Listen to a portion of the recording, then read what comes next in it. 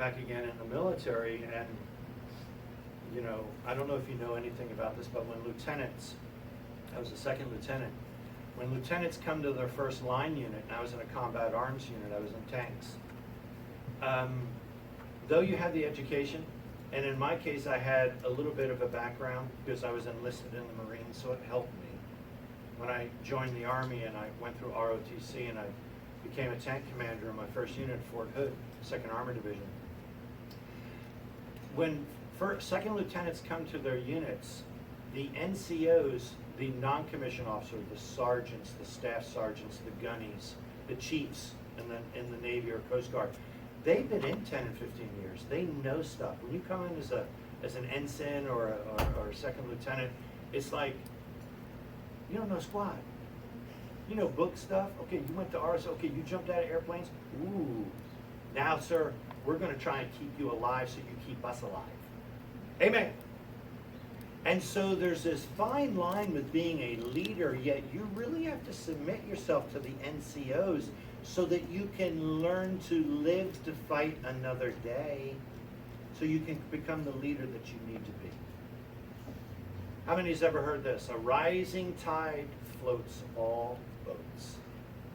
And so the men around me, I was so fortunate, I had such good NCOs. They knew my flaws, you know, my newness. And here's what they decided to do. Let's make the LT a success. And I was in the 3rd platoon of my company. 3rd platoon was the worst platoon. After 18 months, 3rd platoon was the top platoon. Why? Because of me? No. Because my leaders helped me to lead and to know and to perform. So I say that maybe somebody in this room today, that's the number one thing you came to hear this morning. I don't know, maybe it is. But number 5, let's go to the next point. Moses learned, and he had to learn family. Moses had to learn family. In Exodus chapter 20, in chapter 2 and verse 21, the second part of what we already read there. And he gave Moses Zipporah, his daughter.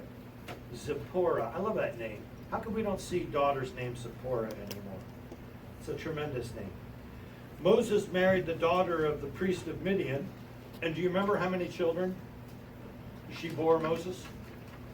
Anybody? 2, the perfect number. How many do we have? 4. Double perfection.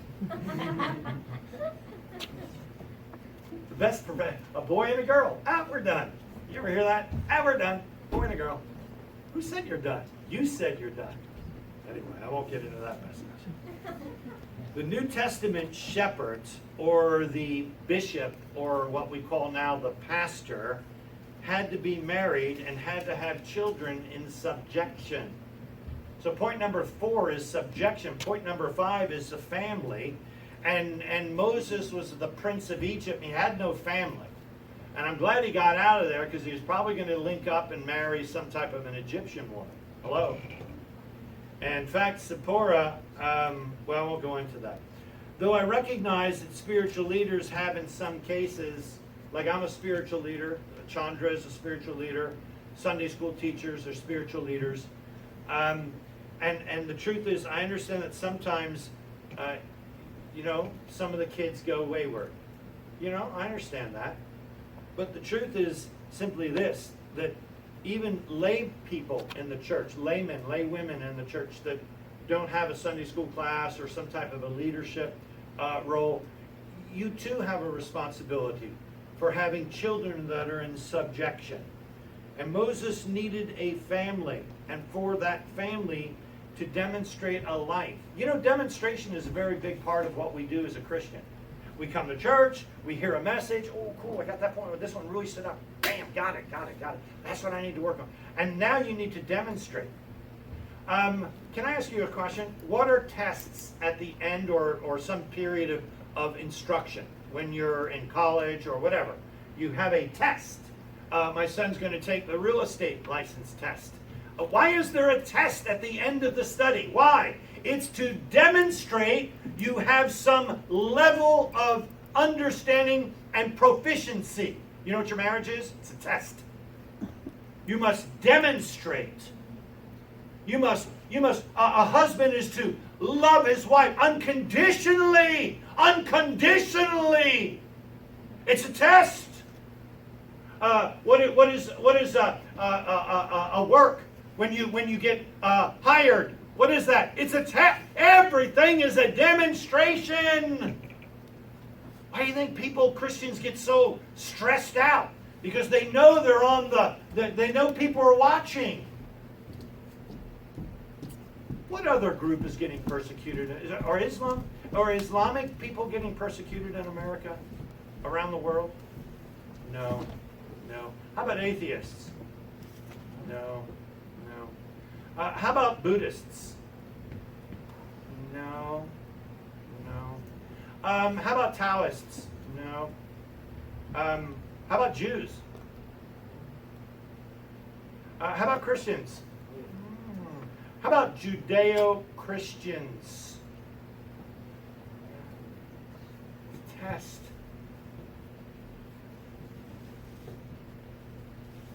Moses needed a family to test out. Look what human enforcement on celibacy has done to the ranks of the Catholicism that goes against having families as religious leaders. Catholic Church has paid nearly $4 billion over sexual abuse claims, group says. Emily Zogby, 2018, in an article she writes, $4 billion in pedophile claims. Because an organization, a religious group of people, decided that their priests must remain celibate. How'd that work out? It's a shame. Moses needed a family. All God's leaders, pastors, they need a family. Number 6. Is this helpful? You're all looking at me kind of weird. Moses learned to shepherd. Number 1, Moses learned affliction. He learned, number 2, persecution. Number 3, he learned waiting. Number 4, he learned subjection. Number 5, he learned shepherding or family. And number 6, he learned shepherding. Exodus 3, you're there. Look at verse 1. Now Moses kept the flock of Jethro, his father-in-law, the priest of Midian, and he led the flock to the backside of the desert and came to the mountain of God, even to Horeb. And so Moses was placed in a position to care for Jethro's flock. Mike Shantigian was placed in a position 15 years ago by this church voting to bring me on as the pastor. Moses was a pastor to sheep. There are so many similarities with people than sheep. It's just amazing. I'm going to say something really weird, but if you have some extra time, there's a website, and I went there. You go to sheep101.info. It is so cool. It is so cool. Shepherding, let me tell you something. Shepherding sheep prepared Moses for shepherding God's sheep. Israel. And those who are faithful over small things can generally be trusted with big things.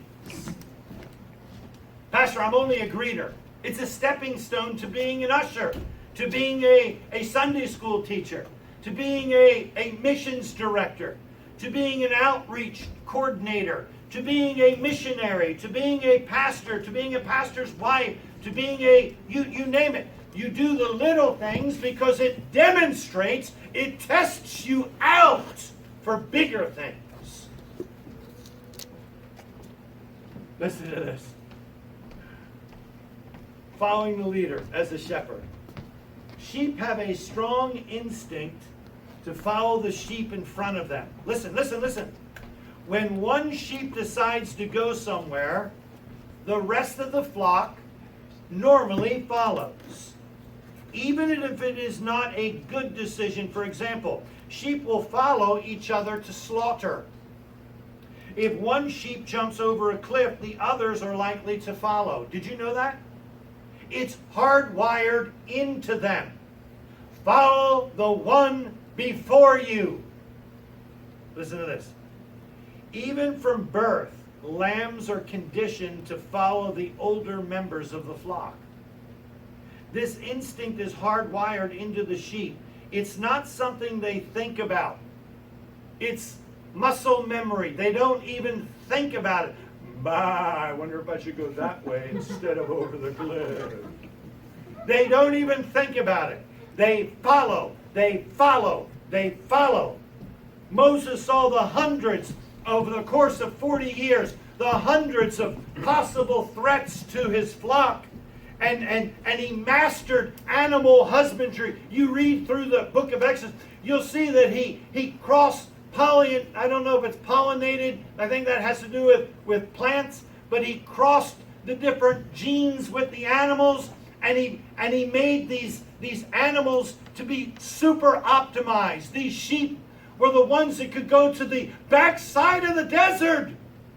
When he first came on, he had to learn to follow. How do I do this shepherding thing? He took 40 years. Do you know how long 40 years is? It's half of your life. And he took 40 years and he mastered it. And he created the flocks that could go all the way to the backside of the desert. I've been to the desert in the military. I've seen as far as the eye can see dunes and waves of oceans of sand and wadis, and it's mind-boggling. You get lost. You come into a trance if you stare out in it so long. Moses took these unbelievably healthy sheep and he took them to the backside of the desert. Why? Because he never lost sight of how dependent the sheep were on the shepherd for providing providence and happiness. You know what you are and I am? I'm a sheep. I'm a sheep of God. I'm a wonderful sheep of God. And I follow him around, and sometimes I get wayward. And Jesus left the 99 and he went for the one, because he knew that if the one did not get salvaged, the threat of the 99 following that one that was lost was very real. Why do you think what happens when churches have ministry drama? When the pastor goes into sin, embezzles, sexual, whatever it is. What happens to the church? Oh, my soul. It's devastating. People get so disgusted. They love that man and they trusted that man. And by the way, I will always say, do not put your hope and trust in an institution or men. Put it in the principles of the Word of God. But what happens to a church whose shepherd goes, oh man, the protection and providence is interrupted and devastating. Number 6, Moses learned to shepherd because he knew that people were very much like sheep. Number 7, and I only have 10. Moses learned number 10, or number 7. You're all going, 10, good. Number 7, communion. You're there in Exodus. Look at Exodus 1 through 5. Moses learned communion. Look there with me. Now Moses kept the flock of Jethro, his father-in-law, the priest of Midian, and he led the flock to the backside of the desert, and came to the mountain of God, even to Horeb. And the angel of the Lord appeared unto him in a flame of fire out of the midst of a bush. And he looked, and behold, the bush burned with fire, and the bush was not consumed. And Moses said, I will now turn aside and see this great sight, why the bush is not burned.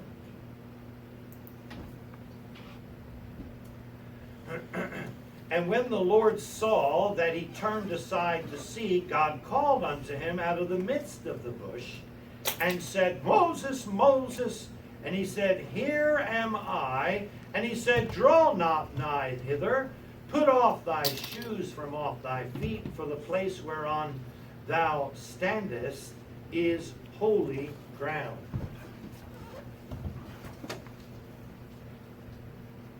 I believe that it would be safe to say that Moses spent time communing with God therein after this initial meeting for a long time. He was now almost at the end of his testing, and or not his testing, but his preparation period of his second 40 years of his life.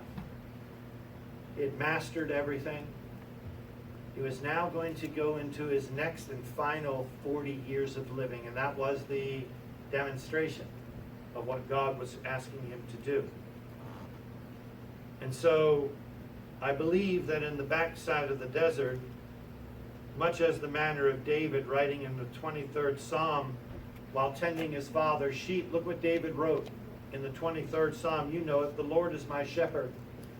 The Lord is my shepherd. I shall not want. Why? Because a shepherd provides happiness and provider and safety and everything for the sheep. I shall not want. He maketh me to lie down in green pastures. He leadeth me beside the still waters. He restoreth my soul. He leadeth me in the paths of righteousness for thy name's sake. Yea, though I walk through the valley of the shadow of death. Why is it a shadow of death? But a shadow can't hurt you. Can I be a shadow here? Can you see a shadow? Okay, this can hurt you. You should fear this. But this thing here, this can't hurt you. It's just a shadow. I love the way God put it all together. Death, where is thy sting? For a Christian, it is but a shadow. It is to close one's eyes and to take your final breath and expire, and then be inspired for the rest of your life. Maybe I should say that again. You don't look very excited about it. He says, yea, though I walk through the valley of the shadow of death, I will fear no evil, for thou art with me, thy rod and thy staff. They comfort me. What are the rod and the staff to a shepherd? Everything. It's the guide vein. It's the discipliner. Bunk you on the head. Shepherd knew how to use that thing. Thou preparest a table before me in the presence of mine enemies. Thou anointest my head with oil, my cup runneth over. Surely goodness and mercy shall follow me all the days of my life, and I will dwell in the house of the Lord forever. Moses